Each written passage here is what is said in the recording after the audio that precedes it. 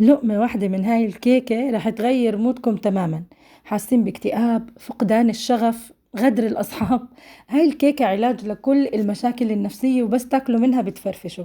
اليوم بدنا نعمل كيكة شوكولاتة كتير زاكية وطرية، فيها هداك المكون السري الصغير اللي بتزيدها طراوة. ومن فوق بدنا نعمل لها كريمة جناش الشوكولاتة، كريمة شوكولاتة دسمة وتقيلة. ورح ندلعها بالتزيين. لازم تجربوا هاي الكيكة ونقول بسم الله. طريقتها كتير سهلة. أول إشي بدنا ننخل المكونات الجافة. عندي كوبايتين من الطحين، نص معلقة صغيرة من الملح، معلقتين صغار ممسوحين من البيكنج صودا أو الكربونات أو كربونات الصوديوم، ومعلقة صغيرة مليانة من البيكنج باودر، وعندي 3/4 كوباية من الكاكاو الخام المر. بندخلهم كتير كويس، وبالآخر هيك بتطلع معانا كتل صغيرة ما بدنا إياها بنشيلها. هاي الكتل الخشنة اللي من بواقي البيكنج صودا أو بواقي الطحين ما بدنا إياها. بعدين بنحط كوبايتين من السكر ومعلقة من الفانيلا. أنا استخدم فانيلا بودرة، استخدم اللي عندكم ما في مشكلة. وبنخلط المكونات الجافة كتير كويس. هاي الكيكة الميزة فيها إنه هي سهلة كتير. قاعدين عم بنحط كل إشي فوق بعض. بعدين بدنا نبدأ نحط المكونات السائلة. بنحط كوباية من الحليب، كوباية من الزيت، وبيضتين، ولسه ما خلصنا. نخلطهم كتير كويس. ولحد هون هي خلطة كيك عادية كتير كتير كتير، ما بتفرق عن أي كيكة. بس هلأ بدنا نضيف المكون السري اللي قلت لكم عنه بأول الفيديو. بنجيب كوباية مية سخنة سخنة كتير، وأنا حاطة فيها معلقة كبيرة من قهوة سريعة الذوبان. ما بدكم استخدموا بس مية سخنة، بس القهوة والشوكولاتة كتير صحاب. وبنديرها كليتها فوق خلطة الكيك مرة واحدة.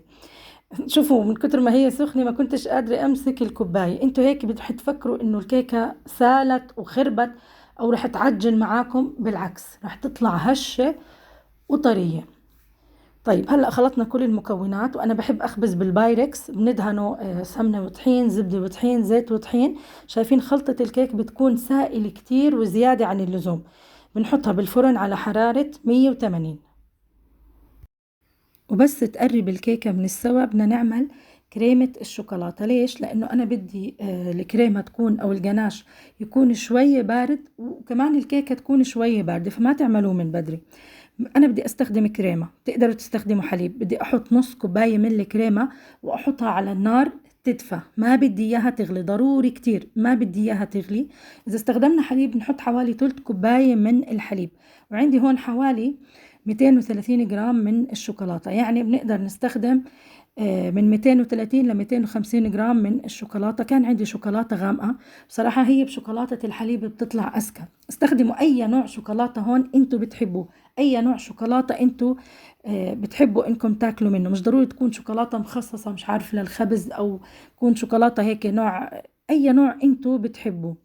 وإذا كانت الشوكولاتة يعني استخدمتوا شوكولاتة بتاكلوا منها كانت خفيفة، بتقدروا تحطوا معلقة كاكاو. بس يدفع عنا الحليب أو الكريمة بنحط عليه الشوكولاتة. وهون الكريمة عندي صارت سخنة بس ما بتغلي، لأنه بتخافوا إنها تفصل. بنحط عليها الشوكولاتة وبنحركها بتدوب على سخونة الكريمة، حتى ما بتحتاجوا إنكم أنتوا ترجعوها على النار. شايفين كيف الشوكولاتة بسهولة هيك دابت معاي بالكريمة. أنا استخدمت كريمة اليوم، بس مرات كمان بستخدم حليب. والمفروض إنه إحنا هيك نتركها تبرد أولها بدون تلاجة، وبعد ما نحطها على الكيك ممكن نحطها بالتلاجة. طلعت الكيكة من الفرن، تاخد معاكم ساعة. تاخد وقت بالفرن لأنه هي أصلا كانت سائلة كتير. المفروض إنه إحنا نتركها هي والجناش حوالي ساعة كاملة، بعدين نفرد عليها الجناش. بس أنا للأسف دايما مستعجلة وبضطر إني أستخدم الأشياء وهي سخنة. احنا قلنا بدنا ندلع كيكتنا بالتزيين. بدي افرجيكم شغلة. هاي حبوب صغيرة لميعة، بتكون سكر يعني بتتاكل. كنت احكي لكم بس انه لا تجيبوا منها لانها كتير يابسة، غير عن الفارماسيلي اللي بنحطه احنا دايما على الكيك او الاشياء التانية بكون فيها طراوة، لاني انا مجربة. بس هذا النوع كرات فضية، لا تجيبوها كتير يابسة على الاسنان. هلا انا فردت طبقة الكريمة فوق الكيك، وبعدين رشيت الكرات اللي قلت لكم عنهم على وجه الكيك. وبدي أعمل طبقة تانية من إشي تاني. وحبيت هيك اني انا ازيد اللمعة.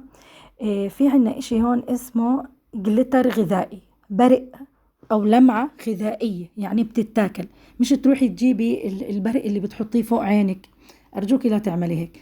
هذا برق او لمعة جليتر مخصص للاكل. هيك انا حبيت ادلع الكيكة، رغم انه الكريمة والشوكولاتة بيعملوا لمعة او كتير قوية زي ما انتم شايفين. فمسكت معلقة البوظة الخشب وحطيت هيك شوي، قعدت انثرهم على وجه الكيكة، وبصراحة اعطتني شكل رهيب وكتير حلو. لما يكون عندكم هيك مناسبة او يعني بتعملوا كيكة خصوصا اعياد الميلاد للاطفال، جربوا هاي الحركة، وبيجي منه الوان كتير. انا مستخدمة اللون الابيض، اللمعة او البرق او الجليتر اللي لونه ابيض، عن جد عن جد كتير حلو. بس الكرات زي ما قلت لكم يابسة كتير، ولازم تتركوها تبرد منيح. بس انا دايما هيك بكون مستعجلة وبضطر اني اقطع الاشياء وهيك وهي سخنة. المهم لانه بتكون نتيجتها احسن لما تقطعوها وهي دافية زي هيك، شوي بتتفتفت معاكم، واصلا الشوكولاتة مو طيبة وهي سخنة، فاتركوها تبرد. وهاي النتيجة النهائية للكيكة، هيك بيكون شكلها من جوا.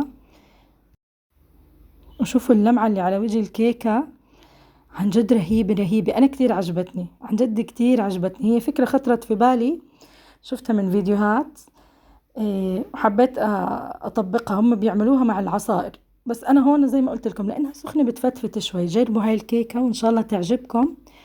لا تنسوا اللايك للفيديو وكومنتاتكم اللي بستناها، وأشوفكم الفيديو الجاي إن شاء الله. في أمان الله.